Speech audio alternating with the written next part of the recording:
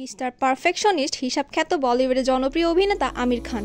অভিনয়ে mister perfectionist হলেও ব্যক্তিজীবনে স্ত্রীদের কাছে পারফেকশনিস্ট হতে পারেননি তিনি।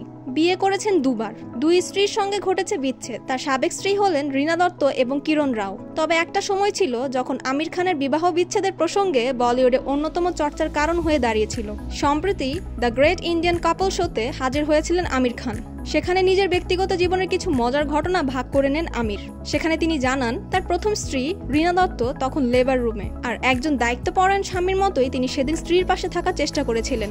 তখন তিনি রীনাকে শ্বাস প্রশ্বাসের ব্যায়াম অনুশীলন করাচ্ছিলেন। এর মধ্যে প্রসব বেদনা তীব্র হয়ে উঠলে আমির রীনাকে শান্ত করার চেষ্টা করেছিল, কিন্তু তখনই আমিরকে চড় মেরে বলা হয়, এসব বাজে কথা বন্ধ করো। রীনা তখন প্রচন্ড যন্ত্রণায় ছটফট করছিল, এমনকি আমিরের হাতে কামড়েও দিয়েছিল। 2001 সালে সাবেক স্ত্রী রীনা দত্তের সঙ্গে বিচ্ছেদ হয় আমিরের। কয়েক বছর পর 2005 সালে কিরণের সঙ্গে গাঁটছড়া বাঁধেন অভিনেতা। দীর্ঘ 15 বছর দাম্পত্যের পর 2021 সালে সেই বিয়েও ভেঙে যায়। তবে বিচ্ছেদ মানে যে সম্পর্কে শেষ নয়, সেটা যেন বারবার শেখান আমির, কিরণ ও রীনা। বিবাহ বন্ধন থেকে বেরিয়ে আসার পর তারা একে অপরের বন্ধু, একই আবাসনে থাকেন, তারা একে অপরের সঙ্গে সময়ও কাটান।